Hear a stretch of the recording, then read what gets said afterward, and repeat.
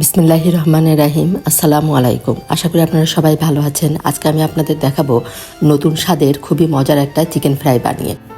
এভাবে যদি আপনারা চিকেন ফ্রাই বানিয়ে দেন সবাই খুবই মজা করে খাবে। এত মজা হয়েছিল এই চিকেন ফ্রাইটা খেতে। এই চিকেন ফ্রাইটা করার জন্য এখানে নিয়েছি আমি কিছুটা ধনিয়া পাতা আর নিয়েছি 6টা কাঁচামরিচ। এটা আমি ব্লেন্ড করে নিব। আর এখানে চিকেনগুলো আমি বেশ ভালো করে ধুয়ে পরিষ্কার করে নিয়েছি আর একটু কেটে নিয়েছি যাতে করে মশলাগুলো বেশ ভালোভাবে চিকেনের ভিতর ঢুকে। এখন এর ভিতর দিয়ে দিলাম আমি 1.5 চামচ পরিমাণ রসুন বাটা, 1 চামচ পরিমাণ দিব আদা বাটা, 1/2 চামচ পরিমাণ দিব আমি ভাজা জিরার গুঁড়া, 1/2 চামচ পরিমাণ দিব লাল মরিচের গুঁড়া। যেহেতু কাঁচামরিচ বাটা দিব এই জন্য 1/2 চামচ লাল মরিচের গুঁড়া দিলাম। আর দিলাম 1/2 চামচের একটু কম পরিমাণ লবণ, কারণ এখানে সস দিব এই জন্য। এখানে আমি সয়া সস দিলাম 1 চামচ পরিমাণ। তারপর দিব আমি এখানে 1/2 চামচ পরিমাণ ভিনেগার। এই ভিনেগারটা দেওয়াতে মাংসটা তাড়াতাড়ি সিদ্ধ হবে। আর দিলাম 1 চামচ পরিমাণ ওয়েস্টার সস। এখন এর ভিতরে আমি যে কাঁচামরিচ আর ধনিয়ার পাতাটা বেটে রেখেছিলাম সেই ধনিয়া পাতা আর কাঁচামরিচটা দিয়ে দিলাম। প্রায় 1 চামচ পরিমাণ হবে এখানে, আমি এটা দিয়ে দিলাম। দিয়ে এর ভিতরে 1/2 চামচ পরিমাণ দিব সাদা গোলমরিচের গুঁড়া।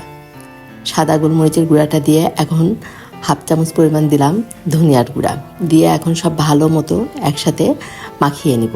বেশ ভালোভাবে মাখিয়ে নিতে হবে, তাহলে দেখা যাবে মশলাগুলো মাংসের ভিতর বেশ ভালোভাবে ঢুকবে।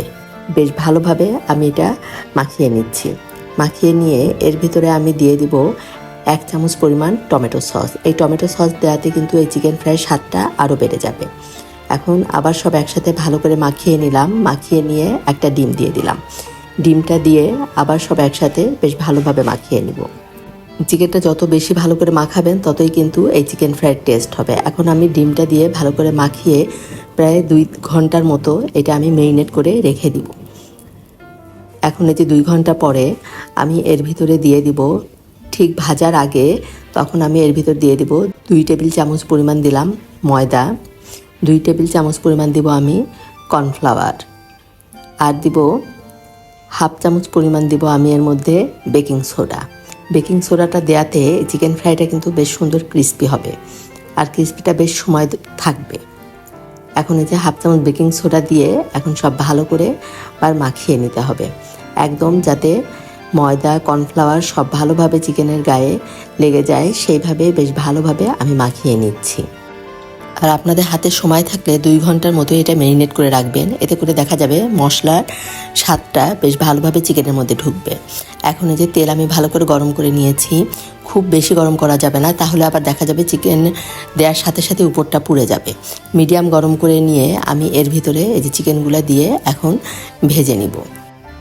এই চিকেন ফ্রাই রেসিপিটি আপনাদের কাছে ভালো লাগলে অবশ্যই আপনারা আমাকে একটা লাইক দিবেন আর কেমন লাগলো কমেন্ট করে জানাবেন। আর যারা এখনও সাবস্ক্রাইব করেননি, আমার রান্না ভালো লাগলে অবশ্যই সাবস্ক্রাইব করে আমার পাশে থাকবেন।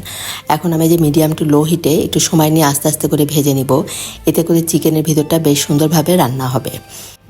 আর ধনিয়া পাতা কাঁচামরিচ দেওয়াতে এটা ভাজার সময় এত সুন্দর একটা ফ্লেভার বের হয়েছে। আপনারা যদি এভাবে না চিকেন ফ্রাই করে থাকেন অবশ্যই একবার করে দেখবেন, সবাই খুবই পছন্দ করবে। এখন আমি এই যে একটু উল্টে পাল্টে সব লাল লাল করে ভেজে নিব। বেশ সময় নিয়েই কিন্তু এই চিকেন ফ্রাইগুলো আমি ভেজে নিয়েছি। চিকেন ফ্রাইগুলো কিন্তু আমার ভাজা হয়ে গিয়েছে। আমি এখন এই যে চিকেন ফ্রাইগুলো তুলে নিব। এভাবে একটু ভিন্নভাবে চিকেন ফ্রাই করলে কিন্তু সবাই খুবই পছন্দ করবে। আর ইফতারিতে যদি এভাবে চিকেন ফ্রাই আপনারা বানিয়ে দেন সবাই খুশি হয়ে কিন্তু আপনার রান্নার প্রশংসা করবে। এই যে হয়ে গেল আমার খুবই মজার নতুন স্বাদের চিকেন ফ্রাই ভাজা।